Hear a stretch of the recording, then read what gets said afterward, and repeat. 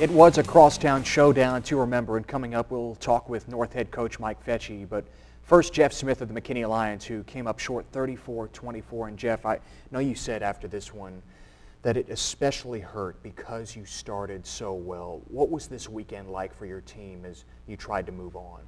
It was tough. I mean, it was a very emotional game, and it always is when you play the crosstown game.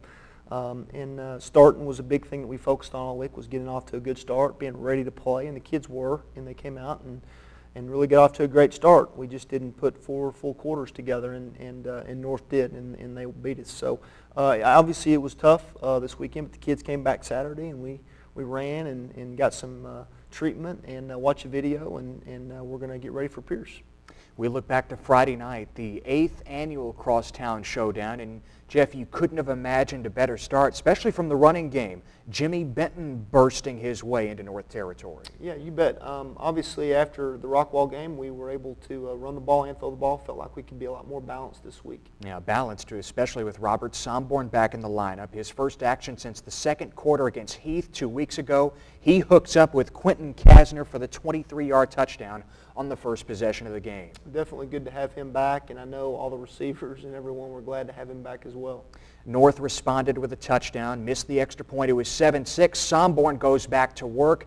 Kasner goes back to work. This a completion of 60 yards, setting up another score. If there's a guy who was more happier than Quentin Kasner to see Somborn back in the lineup, I like to meet him. No kidding. That's what Quentin said to me earlier in the week. Glad to have him back, and just to where our offense can get back in full force. Yeah, Kasner in the top 5 on the receiving charts among Area 4A targets. Chuck Schober adds to the Lions' lead, a 26-yard field goal to make it 10-6 in the first quarter, and your defense comes up with a big play to continue that momentum as you're able to force a fumble. Right. That's obviously creating turnovers is big, and Kenneth Samuel right here does a great job tackling Hunter Walling and forcing the fumble, and like I said to you earlier, I mean, we needed to make good things happen early, and we were able to capitalize on this. And you capitalized on that turnover, no doubt. T.V. Williams using the trickery, the quarterback for your freshman team last year, wings it downfield to Connor Fuentes, and all of a sudden you're up 17-6. What a call there. Well, it's a play that we've worked a lot on, and obviously we've been saving it for the right time, and glad to see it executed right. Once again, your defense was able to charge up against North and what it had to offer, surrounding Hunter Walling there. Your defense got off to a great start, just like your offense. It really did. We were doing a good job stopping the run and trying to put pressure on Hunter as well. After a North punt, the ball back in Somborn's hands, and the tunnel screen works for 6. Quentin Kasner, his second score of the first quarter. He didn't have a single catch last week with Somborn out. He became a running team. Kasner was a willing blocker. And that's what you expect from somebody on your leadership council, but here he was able to explode in the passing game. You bet. Tunnel screen is a great play. It gives us a chance against a pressure defense, and Quentin did a really good job making a play there. Unfortunately, that was your last points of the game. What changed for you offensively against what that North defense had to offer? Well, I think we give North a lot of credit. I mean, North put a lot of pressure in our passing game. We had a hard time getting the ball off at times, and they did a good job against our running game. And so many times we'd get drives down in the 30, and it would stall because of a sack or because of a penalty or this or that, and we just couldn't finish drives. Your defense able to stop Devin Smith there. Smith making his season debut after tearing his ACL in the spring. What did you see from North's running back? Oh, he's just such a strong player, and only Devin Smith could probably come back from an injury like this in the middle of the season the way he has. I wouldn't think that too many players could do what he's done with that, and so he's just a great player, and he did some damage to us, I know. Yeah, he rushes for 113 yards and a touchdown, actually 2 scores on 22 carries, but you made him work for his yardage. Red Shannon carrying around the right end. This was obviously a game down to the very end as you were trying to come back after North took the lead in the fourth quarter. Yeah, absolutely. The momentum just swung hard, in the third quarter. And after they took the lead, we still had opportunities to go down and score, and just didn't capitalize. Somborn finding Connor Fuentes over the middle. Fuentes had a big night for you, Jeff, 104 yards and a touchdown on 8 catches. That was a play you really dialed up quite a bit. Over the middle, Fuentes underneath. Yes, Connor had a great game, and we're excited to see him kind of bust out for some big yardage and some big plays, and we had a chance on that drive. We just didn't get it in. Matt Reynolds, a nice tackle there on Devin Smith. Reynolds, our Dennis Baker Scholar Athlete of the Week this week. Yes, Matt does a great job on and off the field, and just a really sharp kid, and he's played very, very well for us all year long in the middle. Jeff, you said after this one, football is not just football, it's life as well. There are so many lessons to take from being knocked down, and obviously this season you've had to suffer through some of that adversity this season. Are your players, your team, embracing that kind of message of, hey, it's time to bounce back, even though we've been in this situation quite a bit? They are. I mean, it's still hard. I mean, these guys are 15, 16, 17-year-old young men, and they want to win just as bad as I do, and if not more. And we're competitors, and you fight that because you want to win and you want to be successful, and you want McKinney High School to be successful.